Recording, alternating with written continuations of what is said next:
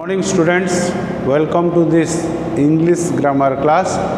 This is our 6th English grammar class, and with this class we will complete chapter 1. In the previous class we discussed about the ways of expressing future time. We discussed about will shall structure. We discussed about be going to structure. We discussed about present progressive structure, and I had given you activity 1 of page 10, activity 3 of page 10, activity 4 of page 10, and activity 4 of page 11, and activity 5 of page 11. I hope you have all done the activities. Now I have sent the answers of those activities. Now compare your answer with my answer. Okay students? Let's start this class. Today we will discuss about the fifth one, that is used for future time. The fifth one is future progressive. The structure of future progressive is subject, will or shall, then be, then ing form of the verb, and then other word. Write down students. The structure is subject, will or shall, plus be, plus ing form of the verb and other words. Example, I have taken only one example. I shall be taking your class at this time next Wednesday. Here subject is I, shall, will, shall, be, VING taking, other words this one. I have taken a concrete example so that you can easily understand. Let's discuss about use. From the example we can know the use. Today is Wednesday, and now I am taking your class because I have given to take English grammar class on every Wednesday. So today is Wednesday. Today I will complete this chapter. What will I do on next Wednesday? Next Wednesday, I will take another English grammar class of chapter 2. So I can say, I shall be taking your class at this time next Wednesday. Today is Wednesday, and now it is 10:30. So next Wednesday 10:30, I shall be taking your class at this time next week. Take the example of your mother. Every day you see your mother starts cooking at 7 a.m. and finishes cooking at 9. If I ask you, what will your mother be doing tomorrow at 8? You will say, Guruji, my mother will be cooking. What will be your mother doing at 8:30 on Sunday? My mother will be cooking. You can take another example. Every day you see your father starts reading newspaper at 6 and finishes reading newspaper at 6:30. So from 6 to 6:30 every in the morning your father reads newspaper. So you can say, my father will be reading newspaper at 6:30 tomorrow. My father will be reading newspaper at 6:45 on Friday. My father will be reading newspaper at 6:15 on Saturday. Because you know your father every day from 6 to 7 reads newspaper. In this way you can use this one. I have written the use. Use number 1. It is used for an action to be progress in the future. Progress means to be going on. My teaching will be going on next Wednesday. Your mother's cooking action will be going on from 6 to 9. Your father's reading newspaper will be going on from 6 to 7. Use number 2. It is also used to tell about someone. Someone, who is someone? Here someone is I. When you are telling about your mother, someone is your mother. When you are telling about your father, someone is your father. Someone who will be in the middle of an action in the future. What is middle of an action? I start teaching at 10. and I finishes teaching at 11. Now it is 10:30. This will be the middle of the section in the future. Your mother cooks from 6 to 9. From 6.01 to 8.59, all are middle lection. Your father starts reading newspaper at 6. Finishes reading newspaper at 7. From 6 to 7, every time is middle. Come to last one. We can also use it for an action. What is action? Teaching my is action. Cooking food by your mother is action. Reading newspaper is by your father is an action. For an action which will be going on in the future. My teaching will be going on next Wednesday. Your mother's cooking will be going on tomorrow, day after tomorrow, next day, then next day. Your father's reading newspaper will be going on tomorrow, on Friday, on Saturday, and Sunday. So although I have written 3 uses, the 3 uses are same. They are not different from each other. They are all same. Simply we can say it is used for an action which is to be in progress in the future. So this is use of future progressive. Let students discuss the 6th one that is used for future time. The 6th one is future perfect. Write down in your note, grammar note. Future perfect. The structure of future perfect is subject, then shall or will, then have, then V3, that is past participle form of the verb, and other words. Remember student, the structure is subject, shall and will, only have. You cannot use has here because before this one shall and will are here. After shall and will you cannot use has. Have plus V3 plus other words. The example, I have taken one example students, that is we, subject, shall or will, have, past, V3 past participle, other words. Our HSC examination by this time this year. It is very easy example students. You can know the use from this example. You are in class 10 now. Today is July 7th. You know, due to this corona effect, this year the 10th class exam has not declared yet.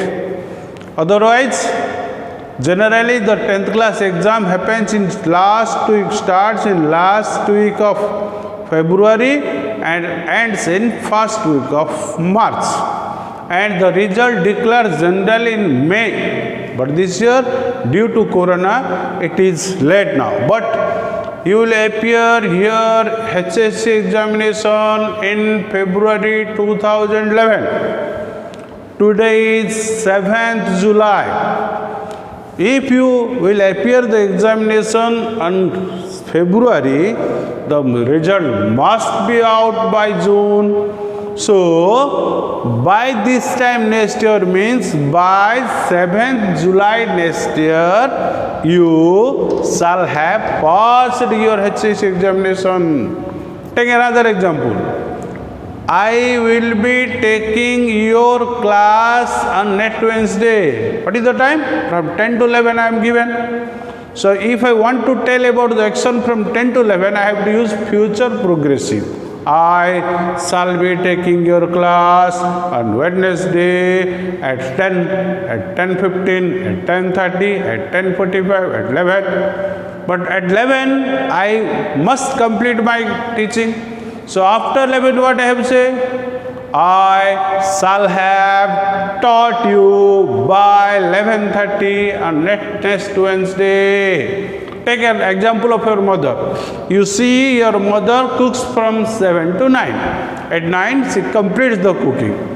So if I ask you, what will your mother doing at 9:30? You can say, Guruji, my mother will have completed cooking by 9:30 tomorrow. Take example of reading newspaper of your father. Your father reads newspaper from 6 to 7. So from 6 to 7 you will use future progressive. My father will be reading newspaper at 6, will be reading newspaper at 6:30, will be reading newspaper at 7. But after 7 you cannot say will be reading, you have to say my father will have read the newspaper by 7:30, by 7:15. This is use of future progressive. What is the use?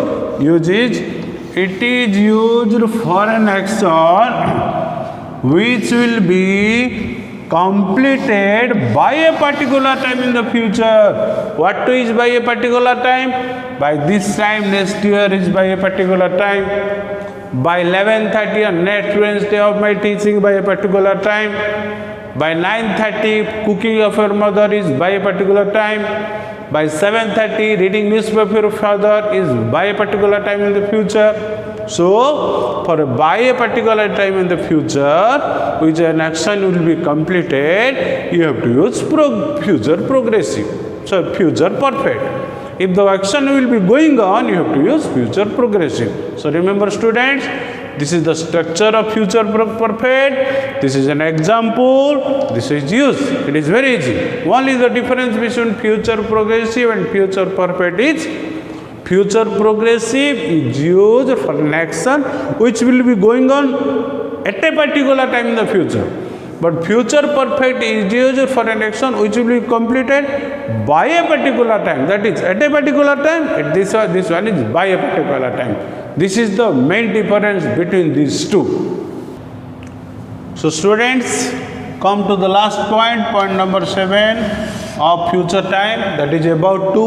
This is a new concept. The structure of about to is subject. After subject you have to use am or is or are. After am is are you have to use this one, the about to. After about to, the first form of the verb V1, then other one. This is the structure of about to. Write down the structure again. I am telling. Structure is subject, am is are, about to, V1, other words.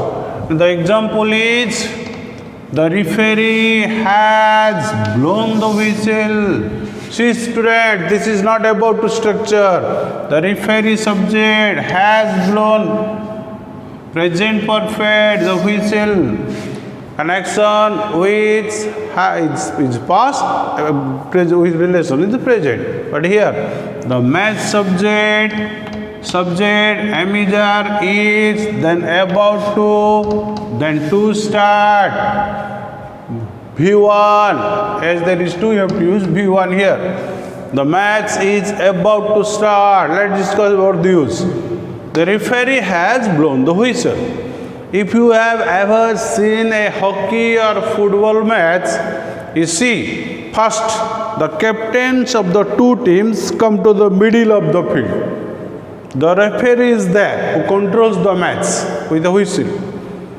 So, there will be toss, head and tail. After winning the toss, the winning captain will decide to kick the ball or kick the ball with a bat if in case of hockey. So, what happens then? The referee blows the whistle. Just after the referee has blown the whistle, the match starts. Then we can say the match is about to start. For example, you can take example of cricket match. In the pavilion, there are thousands of spectators, audience, and you are also in the audience. And you saw the bats, the fielders, the fielding side started going to the field. Then the batsman went to the field to bat. You can say the match is going to start. You cannot say about to start. The match is going to start. After some time, the batsmen are ready. The bowler is ready, and you see the umpire, the referee of the cricket match is called umpire. The umpire raises the hand like this. After some time, he puts the hands like this. After he does the hand like this, the match starts. Then you can say the cricket match is about to start. If the fielders are going, if the batsmen are going to the field, you cannot say he is about to start. You can say the cricket match is going to start. Means it will start after some time. But here, after the referee, after the umpire does the hand like this, the bowler has to ball. Then you can say the match is about to start. The cricket match is about to start. So what is the use here, student? The use is, it is used for imminent. IMMENENT. It is a new word for you. Imminent means immediate. IMMEDIATE. Immediate action. The action happens immediately, just after the referee blows the whistle or the umpire does his hand like this. So for immediate action, you have to use this about to structure. So students, for future time, we discuss 7 points. What are they? The first one is, I am telling, the first one for future is will shall structure. The second one is be going to structure. The third one is present simple structure. The fourth one is present progressive structure. The fifth one we discussed today, future progressive structure. The sixth one is future perfect structure. And the last one is about to structure. These are the 7 uses of future time. So again, recall students, in the 6 classes, we completed chapter 1 with present time, past time and future time. For present time, only 2 are used, present simple and present progressive.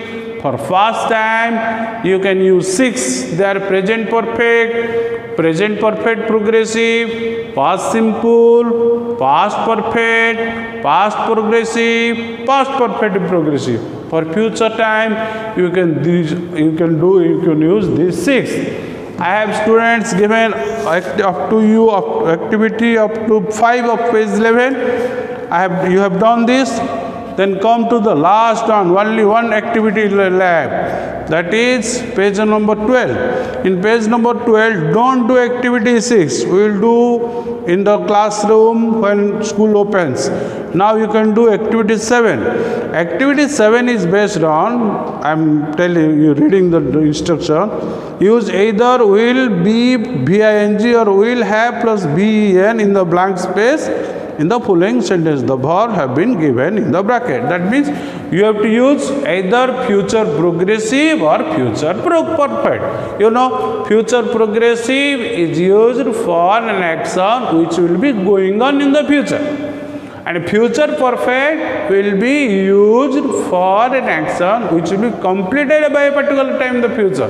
So in this activity, you have to know which one will be going on in the future, which one will be finished in the future. For example, I am taking an example. 1. Our school closes at 4:30. I dash some snacks at home at 5 o'clock. So closes at 4:30. Think that your home is 15 minute distance from the school. So you will reach home at 4:55. You will wash your hand and you have to fresh yourself. Then you will take your food, snacks. So here you have to say, I shall be taking some snacks at home at 5 o'clock. At 5 o'clock, this is a point of time. Next one, our school closes at 4:30.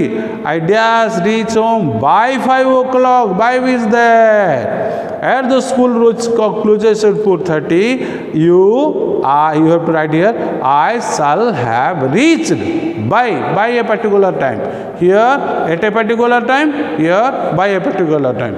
And remaining activity, do. After doing this, I will give you some additional questions. Some additional questions which generally come in the board exam. Okay, students, do the activities, complete all the activities. after this one we will do a class test based on activity chapter 1 of all activities, then we will start chapter 2. Okay students, have a good day. Thank you.